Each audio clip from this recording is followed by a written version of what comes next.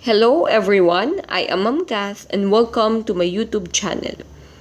Sa video na ito, ating pag-aralan kung paano kuhain ang median ng ungroup data. Mag-umpisa na tayo. Kung ang binigay na numbers ay 1, 9, 7, 6, and 8, ang una nating dapat gawin ay i-arrange ang mga numbers from least to greatest. Ang tawag natin doon ascending order.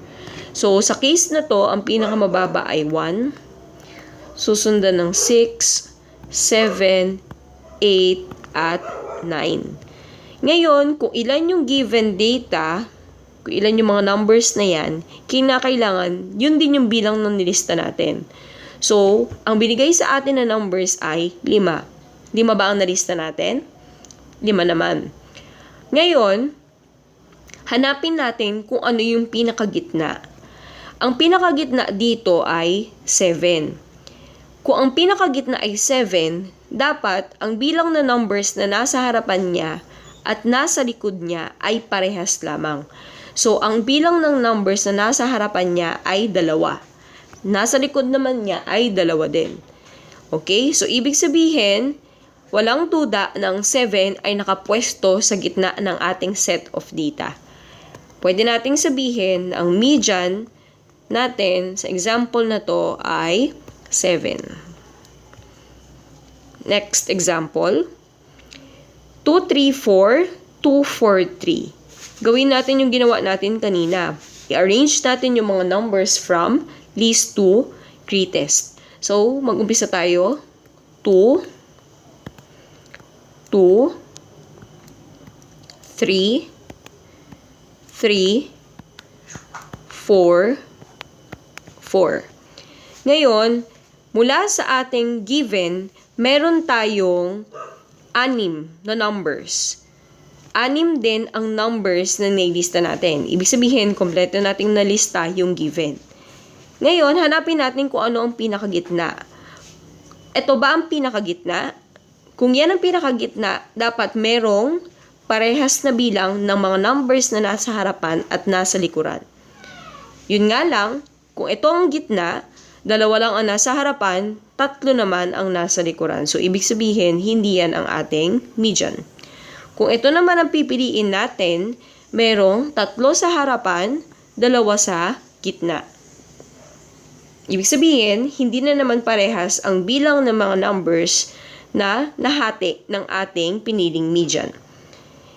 Okay, so tatandaan na kapag ang bilang ng numbers na binigay sa atin ay even, 2 ang pipiliin nating numbers na nasa gitna. Kung ang binigay naman na number sa atin ay odd, 1 lang ang median. Ibig sabihin, meron na tayong eksaktong sagot. Sa case na to, dahil even ang bilang ng numbers na meron tayo, pipili tayo ng 2 na nasa gitna. Kung makikita ninyo, 2 ang nasa harapan, 2 rin naman ang nasa likuran. Yun nga lang, kailangan nating isolve ang median.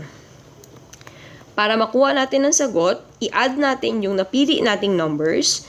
So, sa case na to, 3 and 3. So, 3 plus 3.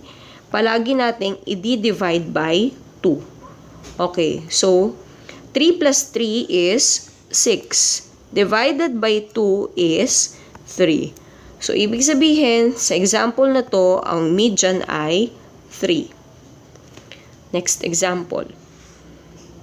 Kung kaya nyo na mag-solve, pwedeng inyong i-pause yung video at i-play na lang kung ready na ang inyong sagot. Okay? Let us try to answer this set of data. Mag-umpisa ulit tayo sa pinakamababa. 36. 38, 45, 51, 89, and 92. Ilan ang binigay sa atin? 1, 2, 3, 4, 5, 6. Even numbers na naman. So, kung ulitin natin, katulad ng sinabi natin kanina, kung even ang numbers, meron tayong dapat 2 piliing nasa gitna. At yung pinili natin 2 ay dapat nahati niya yung data natin into 2 equal parts. So, sa harapan niya ay may dalawa, sa likod niya ay may dalawa. So, ibig sabihin, tama naman yung pinili natin. Yun nga lang, kailangan pa rin nating isolve kung ano ang median. So, add lang natin 45 plus 51. And then, i-divide natin by 2. 45 plus 51 is 96. Divided by 2, ang makukuha nating sagot ay 48. Ibig sabihin, ang median sa example na to ay 48. Next. Gaya ng ginawa natin kanina, pwede nyong i-pause sa part na to and then solve ninyo at kung ready na ang inyong sagot, play nyo na lang po ulit. Okay, so mag-umpisa ulit tayo sa pinakamababa, 0.8. Susundan ng 1.5. Susundan ng 2.4. Ng 4.3. At ng 6.8. Okay. Ano kaya ang pinakagitna?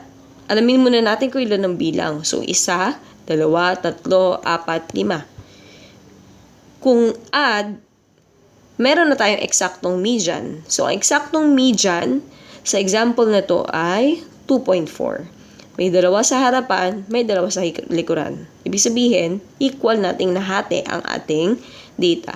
So, our median is 2.4. Last example. So, gaya ng ginawa natin kanina, arrange natin yung mga numbers from least to greatest. Mag-umpisa tayo sa 0.3. Susundan ng 1.75 ng 4 at ng 9.2. Okay? 1, 2, 3, 4 ang given natin. Ang 4 ay even. Ibig sabihin, dalawa ang nasa gitna. Kung ito ang ating pipiliin, ilan na nasa harapan? 1. Ilan nasa likuran? 1. Okay? Solve natin. Median is equal to yung numbers na nasa gitna, 1.75 plus 4 divided by 2. Okay? So, ang sagot ay 5.75 divided by 2. So, the answer is 2.875. Ito na ang ating median sa last example. Nakuha nyo ba ang tamang sagot? Thank you for watching.